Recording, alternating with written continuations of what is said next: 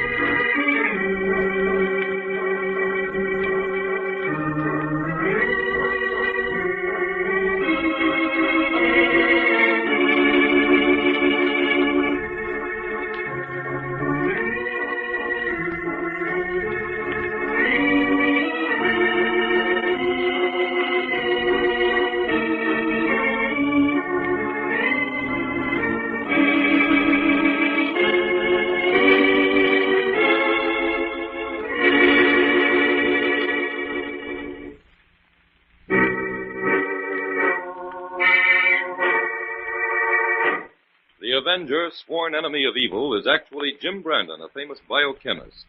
Through his numerous scientific experiments, Brandon has perfected two inventions to aid him in his crusade against crime as the Avenger: the telepathic indicator, by which he is able to pick up thought flashes, and the secret diffusion capsule, which cloaks him in the black light of invisibility. Brandon's assistant, the beautiful Fern Collier, is the only one who shares his secrets and knows that he is the man the underworld fears as the Avenger. And now, the Avenger and the Fiery Deaths.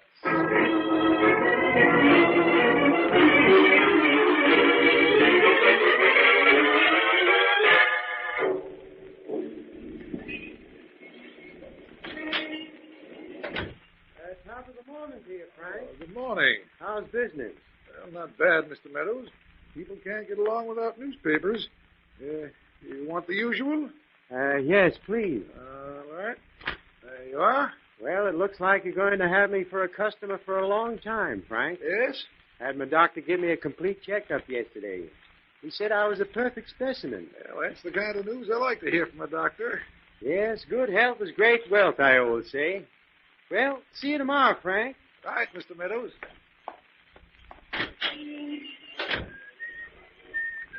Hey, Mister, wait a minute. You calling me? Yeah, you dropped your fountain pen. Here. Oh, I thank you. That's all right. That's me. Hey, this isn't my pen. Hey, you made a mistake. This pen isn't mine. Oh, he didn't hear me. Well, he must have picked it up in front of the paper store. In the morning, I'll ask Frank if he knows whose it is. And in the meantime, it will be safe enough in my pocket. What's the matter with me? I feel like I'm burning up. I can't breathe. Help!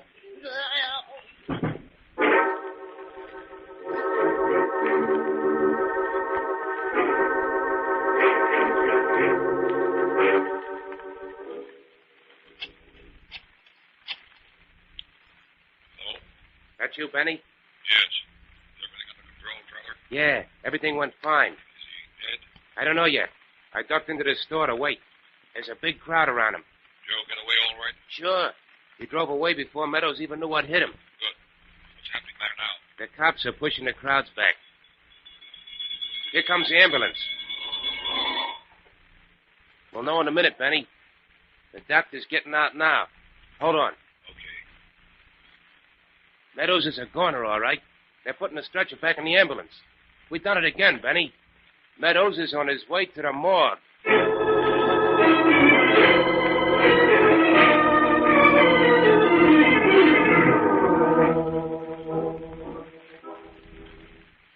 Well, Inspector, judging from these medical reports, these men died from a strange kind of fever that the doctors haven't been able to identify. That's right, Jim. We called in 4 specialists on this last case. And they all agreed that Meadows died from what appeared to be a raging fever. But if he died from natural causes, why are you interested, Inspector? Because we've had 5 cases like this one, Fern. The first 2 didn't cause much concern, but now the newspapers have gotten hold of it, and in a day or 2 the public will be getting jittery. Oh, you mean they'll think it's the beginning of an epidemic, huh? That's right, Jim. And panic is the concern of the police department. I've got to avoid that if possible. Well, frankly, Inspector, I think all these deaths should be investigated thoroughly. All 5 of them have one thing in common that strikes me as extremely peculiar. What's that, Jim? All these men died in the street. That seems to be stretching coincidence a little. Yeah. Inspector, I'd like to take a look at the effects found on these people when they died. Have you got them here? Yes, I knew you'd want to see them right off, so I had them brought to headquarters. They're over here on this table. That pile of stuff belongs to Meadows. Oh, he carried 2 fountain pens. So did 2 of the others, apparently. Well, that doesn't mean anything. I always carry 2 pens. But each of these men carried one pen that was a little oversized. You're right, Jim.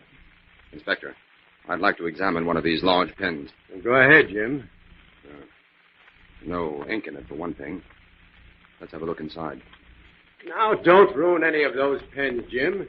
They've got to be handed over to the relatives of these people. Nobody will want this pen, Inspector. It has no inside parts. What?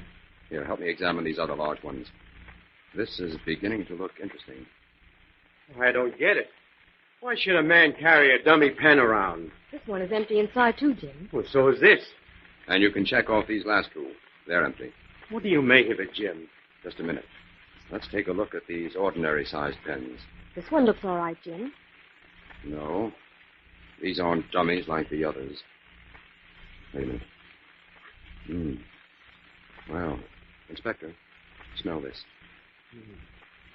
Smells slightly burnt to me. This one does, too, Jim. I can smell the rubber. This third one, too. Uh-huh. Oh, Jim, for heaven's sakes. What does this add up to? Inspector, write me out a permit to take these things to my laboratory, will you? All right, but I've got to know what you're up to, Jim. The newspapers will want a statement. And you can give them one, Inspector. Tell them this is no fever epidemic, but an epidemic of murder.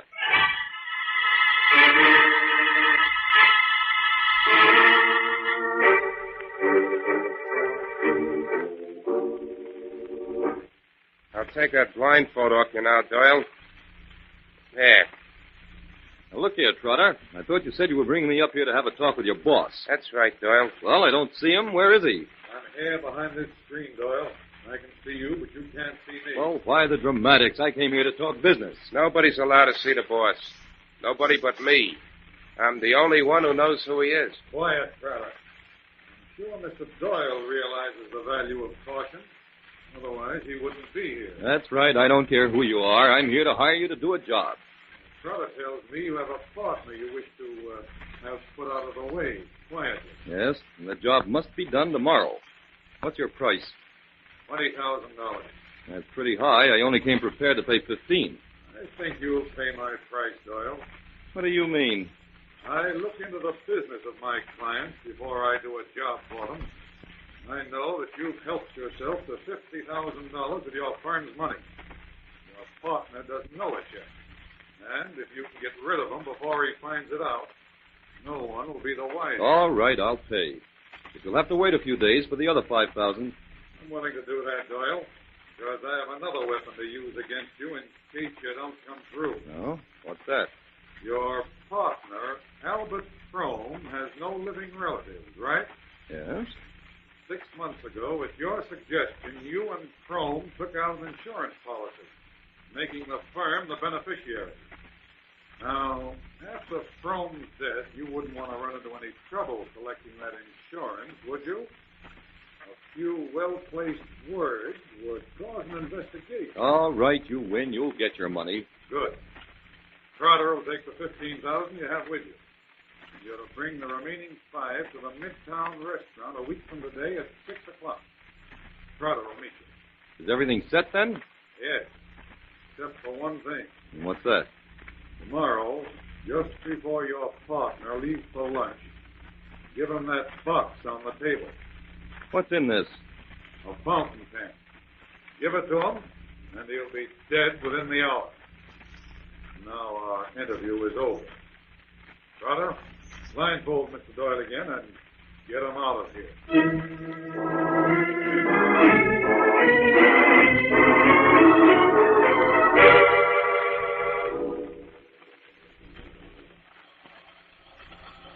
Hold the torch a little lower, Fern. Right, Jim. We'll be finished in a minute. Is the experiment working out, Jim? Looks hopeful, Fern. All right, you can put the torch out now. Thank heaven. I've just about reached the melting point myself. What does this experiment prove, Jim? Several things, Fern. These dummy fountain pens were completely insulated, and they had several extra air holes. They must have contained some powerful chemical or an element that could be diffused without burning the person directly. What kind of substance could that have been, Jim? It would have to be something even more powerful than radium. And so far as I know, there's only one element that meets that requirement. It's actinium A. Actinium A? What's that? It's a powerful radioactive element, a branch product of uranium, found in pitchblende, that can be refined into a grayish powder. It disintegrates much faster than radium, and because of its extremely short-lived properties, it's been practically overlooked until just recently. But how could actinium A be used to kill? That's what I'm working on. Science hasn't completely solved the riddle of this element yet, but I do know that after its disintegration, the powder could be carried around in a man's pocket for weeks without any harmful effects. That doesn't get us anywhere, then. Yes, it does, Fern, because if a method could be devised whereby that actinium A could be recharged and released suddenly, it could penetrate the pores and nose and throat to such an extent that a man would instantly suffocate and die. And the death would seem to be from natural causes? Yes. But the mystery is what chemical agent is capable of charging that actinium. It isn't heat. I've tested it at 500 degrees. Jim, why don't you try the telepathic indicator? There's just a chance that you might pick up something. That's a good idea. I'll turn it on. In the meantime, I'll see that for lunch. I'm hungry. Jim, what in the world happened? The whole indicator blew out. Oh, just when we needed it most. Picked up a very powerful current of some kind. Fern, I think I found it. What, Jim? The mysterious charging agent. Let's see now. It's exactly 1 o'clock. If it develops that another of these fiery deaths occurred at that time, I've solved the riddle of how these murders are committed.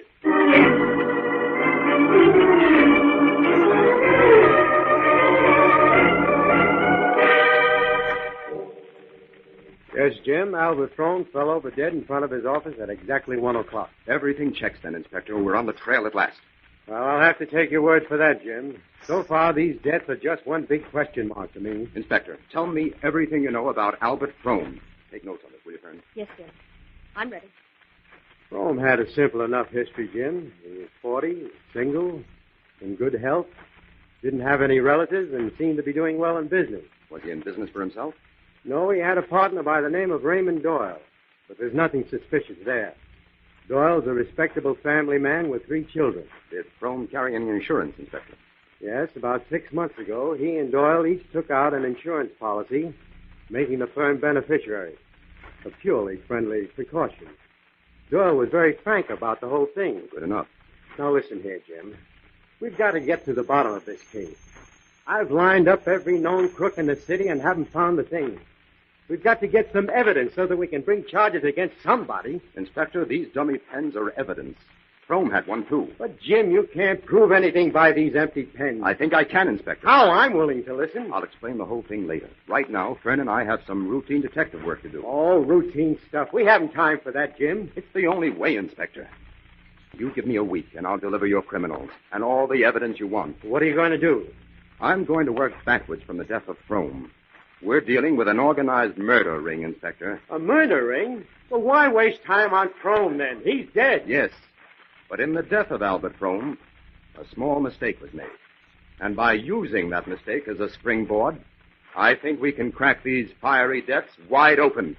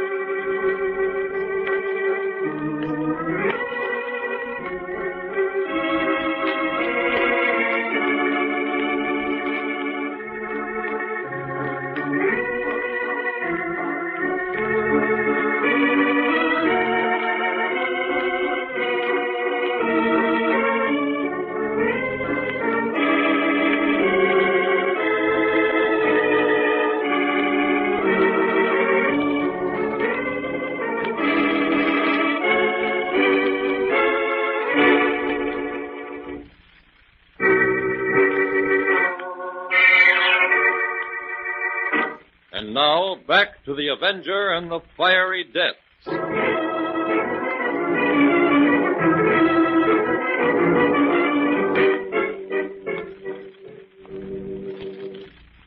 Okay, Fern. I'll take over now. Haven't got much to report, Jim. Doyle hasn't left his office all day. He had his lunch sent in. I'll keep him covered for the rest of the evening, Fern. Now you go get some sleep.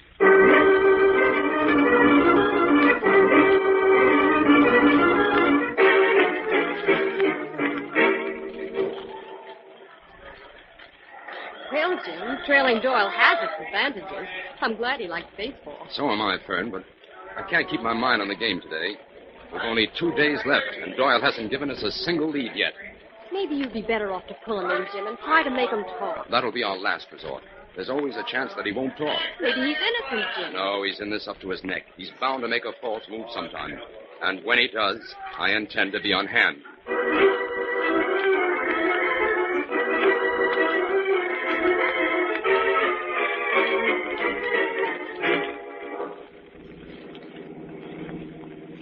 Well, where do you suppose Doyle is headed for now, Jim? He's not driving home, that's certain, Fern.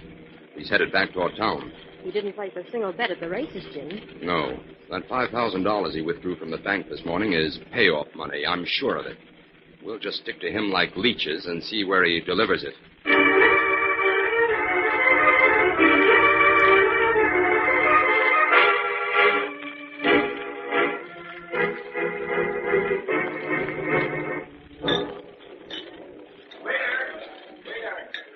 Fern, while we're eating, you keep your eye on Doyle, but listen carefully to what I'm saying to you. Yes, Jim. I'm certain Doyle has an appointment here. He keeps watching the door nervously, and this isn't the sort of restaurant a successful businessman comes to just for pleasure. It certainly isn't. I'm starved, but I can't eat this food.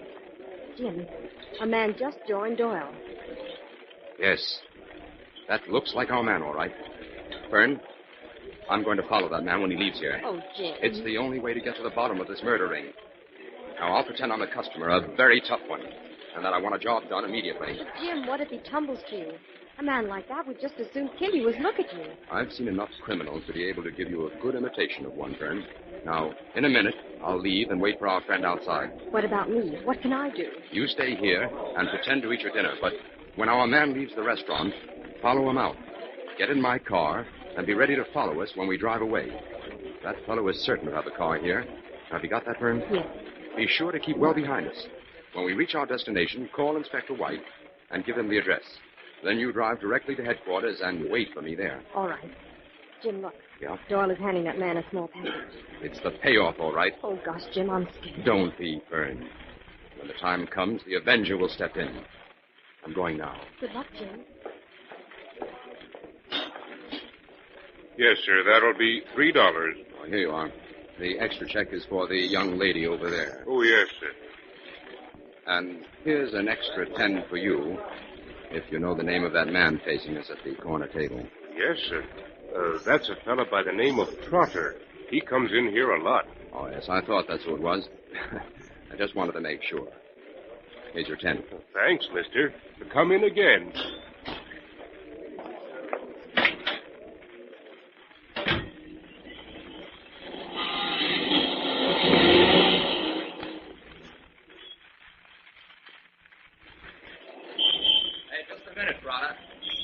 I want to talk to you. What do you want? I don't know you. I know you, though, and I got business with you. Is this your car in the alley? Yeah, sure. Get in. We'll talk there. Hey, who do you think Get in, I said. All right, now what's the idea, bud? Who are you? A customer for you, Trotter. A customer? You must be crazy. Get out of here or I'll... If you know what's healthy for you, you'll listen. You can stop stalling. I know all about your racket. Says you. Hey, what do you take me for? You don't need to tip your mitt. I'll tell you. I know that package you got contains $5,000 of payoff dough you just collected from a guy by the name of Doyle for bumping off his partner, Albert Frome. How do you know so much? Well, you got quite a reputation among us, Monster Trotter. You and your boss run a smart racket. That's why I looked you up. I want a rush job done. Nothing doing. We take 2 weeks on all our jobs. You'd have to be cased first. Now, look, I can't wait for that. I got to get rid of a guy that's going to start singing to the cops any minute.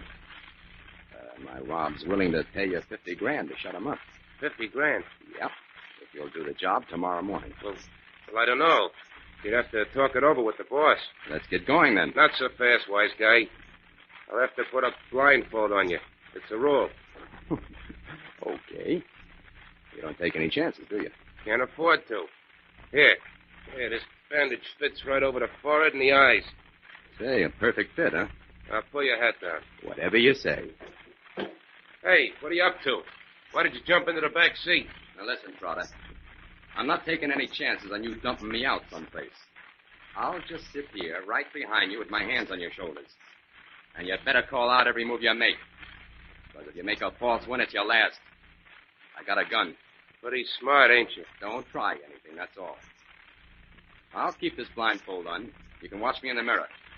Now, start driving.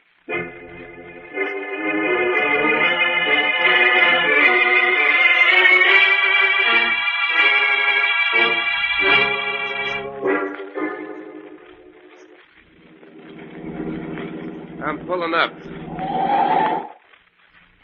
I gotta wait here for a signal before I drive into the alley. What's the matter? The boss afraid you might be followed? That ain't impossible. Okay, we got the go-ahead.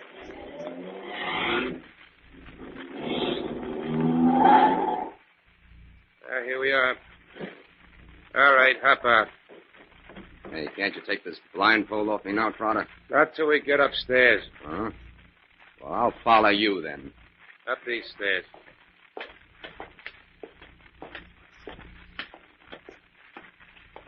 All right, wait a minute. I gotta unlock the door. All right, inside, bud. Okay, now you can take off the blinders. Yeah, with pleasure. I'll take your gun, too. No rods allowed when you talk to the boss. Red tape, huh? Okay, here. You wait here. I'll go in and see if the boss will talk to you. Hey, what's your name? Just call me Jones. Okay, if that's the way you want it. I'll be back in a minute. Trotter, you're in for a surprise. It's time for your customer to disappear and for the Avenger to take over.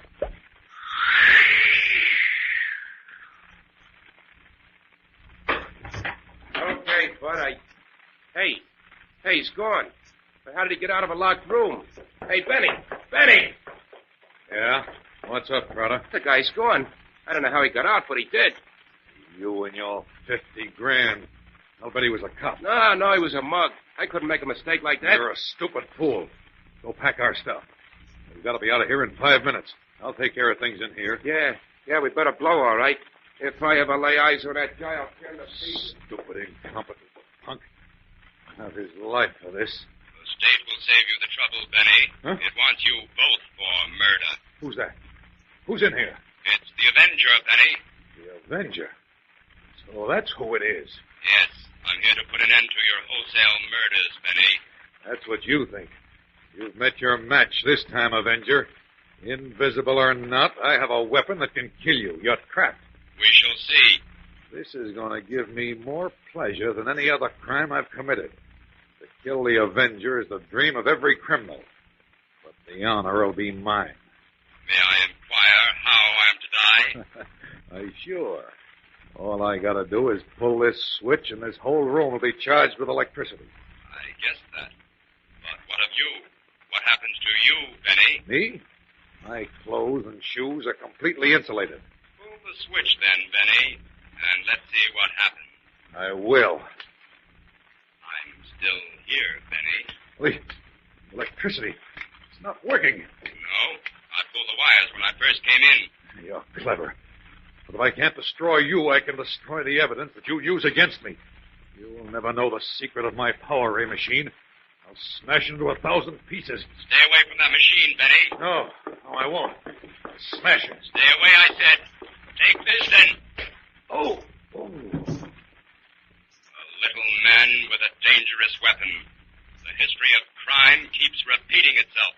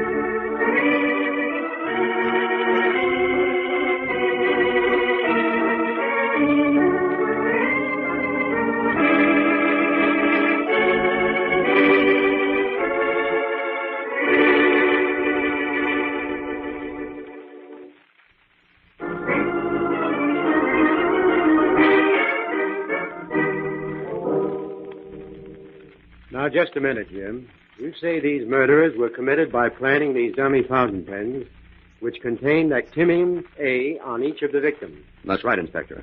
The actinium served as a receiver for a special power ray generated by this cathode ray machine. Well, what kind of a ray was it, Jim? The omega ray. This was emitted along with the regular alpha, theta, and gamma rays from the machine. It was able to recharge the actinium A, which disintegrated again in 2,000ths of a second. During this lightning process, all the oxygen within the body of the victim was completely ionized, and he died from a combination of heat and suffocation. But wouldn't the people around the victim feel the ray, Jim? No, Fern. The ray was harmless without the actinium, and the actinium was harmless until the ray was focused on it. But how could this ray be focused on people in the street? This machine is portable. It was operated from a cruising car. Well, that's some scheme, Jim. I guess you have to be a scientist to be a policeman these days. Well, it often helps, Inspector. Jim, there's one other thing. Yes, Fern? I know you picked up this ray on a telepathic indicator just at the time Frome was killed. That's right. It blew the indicator out. But what was that mistake you spoke of that made you suspicious enough of Doyle to concentrate on him? Yes, Jim. You never explained that to me either. Doyle had a wife and 3 children. He would hardly make his business firm the beneficiary of his insurance, unless he expected to outlive his partner.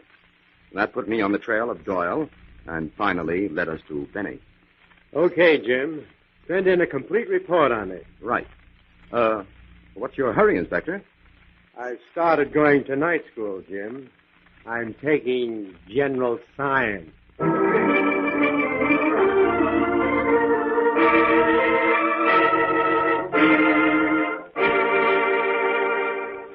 All characters, names, places, and plots used in the Avenger program are fictitious.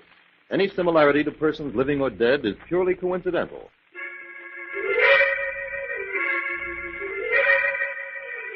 This is a thought.